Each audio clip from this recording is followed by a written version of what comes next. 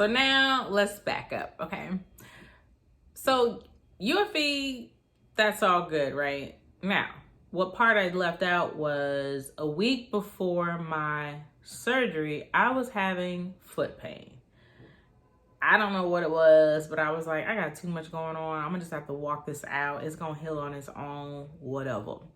However, it did not heal on its own at all. About a week after surgery, it was like Friday night, and all of a sudden, like, I had been having pain, but my foot just started swelling up. My foot, my ankle, it has swollen up so bad, y'all. I could not walk. I couldn't put pressure on it. I remember I had to crawl to bed. That's how painful it was to put any pressure on my foot.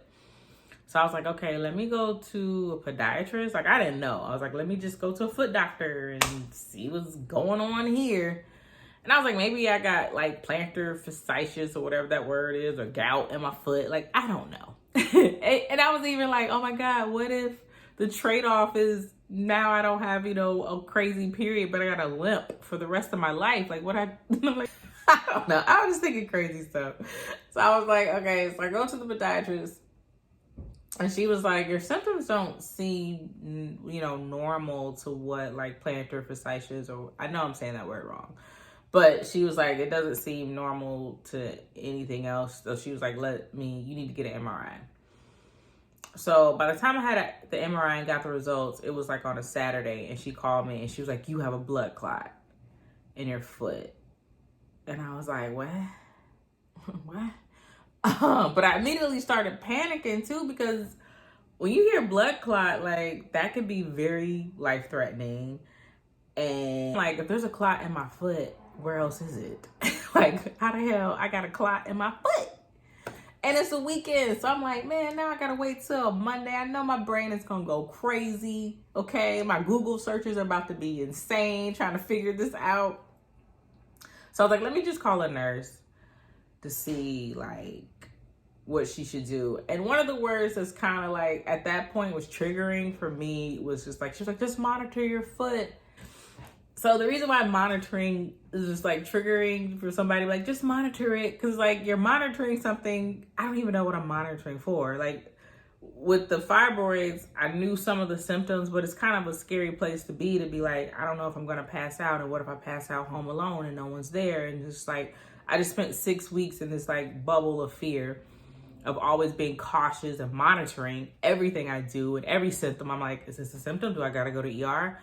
Now I'm monitoring a blood clot, and I'm not familiar with these symptoms, because like, if your leg feels hot and your knee pops and then your ear go out, then you need to go to the doctor. I mean, it wasn't those symptoms, but it was just like, Lord, I gotta monitor something else. And if it goes wrong, go to the emergency room. But I called the nurse and I was telling her some of my other symptoms, and she was like, you should probably go to the emergency room, basically, to check. And with my foot and the blood clot, I go back to the emergency room, y'all, because my winter vacation home, Lenox Hill Hospital.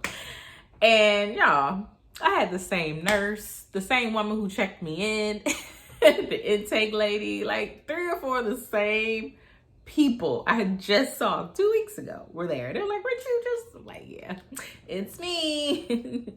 Here's my stamp card. Give me a little stamp. 10 visits is free. So, and I was talking to the nurse, and we're talking about like birth control. And at this point, I had been on like 2 different birth controls that was supposed to stop bleeding. He was like, yeah, I've had a couple of his like girlfriends had to get off birth control because it caused blood clots. And so they were thinking that basically what the cause of this clot was. And they did a test on my leg to make sure I didn't have deep vein thrombosis. They did a CT scan because my anticoagulant levels were up, like blood clotting levels were up. So they ran all these tests to make sure. Thankfully, the clot was only in my foot, right? But you still had to monitor it because, clots break and then they travel. Not only that, no one has a blood clot in the foot. This was so rare. There's like 4 people in the world, okay? I'm exaggerating a little bit, but for real, like, no one gets a blood clot in their foot, though. It's so uncommon. And I had to figure out if I should go on blood thinners because that's what you normally do, which is a conflict of interest for somebody who has been bleeding nonstop and was still bleeding, by the way. We're in February for this story. And I was still having a period. It was light, yeah, but I'm still bleeding. So my primary doctor and my hematologist was like, nah, blood thinners is the last thing you need to be on, right? But the surgeon was like, yeah, do it. Like, he was basically like, hey, I did my job, so take it. He was like, if it's too much, get off them.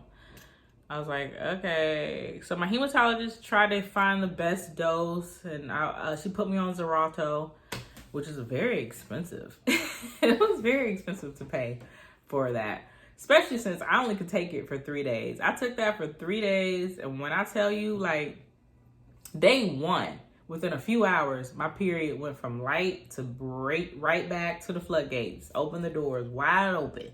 But I still try to take it. And after day 3, I was like, because I was taking like 2 doses a day. But by the 3rd day, I was like, no. It was scaring me because I was like, it was just too much. Everything was just too much at this point. I'm breaking down at this point, y'all. And like I said, this was in February. All this was going on. So I get off the blood thinners. And I was already taking Irish sea moss. Like, I was already like on some Dr. CB medicine woman anyway, trying to cure myself for my fibroids. So I was already like, sea moss was already in my little regiment. And my dad was like, oh, I read Irish sea moss is like a natural blood thinner. And I was like, So I made sure, like, to take it. I was like, so the only thing I was doing for that blood clot was sea moss and Jesus, okay, and prayer. Like, that's it. It was nothing else I could do but pray about it and holistically try to heal myself. Because now, mind you, like, by March, I was just like, I had been on a period since December. I had been in and out the hospital. I had a surgery that had me on the right track, but the UFE doesn't necessarily cut out the bleeding immediately. It takes a while for your cycle and your body to adjust. So I'm still on the period, y'all. I'm still going through that. And now I have a blood clot. But again, so by March, I was like, I had to release all that anxiety, all the fear. I had to let it go because it was eating at me so much. It was just a heavy time. It was a lot for me to deal with mentally. And aside from my health, like, I'm still like working. I'm still trying to do comedy here and there. I'm still writing. Like, I still have projects. I'm still trying to have some kind of routine, you know, and I'm still trying to do things to deflect from the pain and everything that I was going through. But I finally just gave up on the worry. Because at that point, I was like, listen, if Jesus got me to the surgery, he gonna get me out of this too. And it's just nothing else I could do about it. I was like the scripture says, worry doesn't add another hour, another day. Like, worry does nothing for you, right? And I had to stop because it was just so depressing. And it was so like, I was just tired, right? And I let it go. I was like, I'm letting it go. I'm doing what I can, and that's it. And when I tell y'all I finally let go, the pain in my foot stopped hurting. And 2 weeks went by, about 2.5 weeks went by, and my podiatrist was like, let's go back now. Let's schedule you for another follow-up. See what's going on with the clot, see if it's dissolved or whatever, see what we need to do next.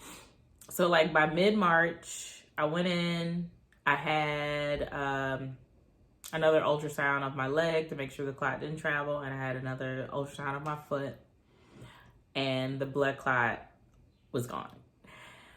I was so happy. Like, I had already like let it go, you know, but I could really, really be like, but it felt good to like take a deep breath and know there's really nothing going on now. Like, I'm back fully on the mend. Such a relief. Like, finally. So this was just like 2 weeks ago that I found this out. That I went for the ultrasound. They were actually like vein specialists. And they were just saying, I had 3, like within 6 weeks, I had 3 blood transfusions. And they were saying that the clot, because I was just getting, my blood in my body probably didn't know what to do. Like the fact that I'm like getting this blood and then I'm losing this blood. My body was like clot, you know, my body was just trying to clot and blend with the blood. And they were like, we think it was just a fluke. Like for you to have a clot in your foot was just a fluke. It's already like hella rare. Like, and if you want to know how it feels to be one of God's chosen, it's great. Okay, obviously I'm his favorite. That's why he gives me these things to deal with. Like, I don't know why it happened to me, y'all, but I don't have it anymore. But that's the update. Oh, and as far as the UFE, the fibroid procedure, I'm finally back on like a regular period schedule. Okay, so she's back. What is that? The streets. The streets are calling my name. The streets are calling my name. That's it. That has been a long video. I tried to make this a short video, but it's not.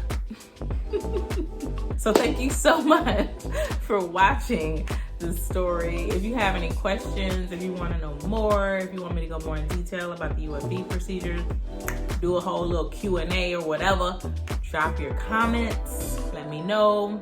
And that's it. Thanks for watching.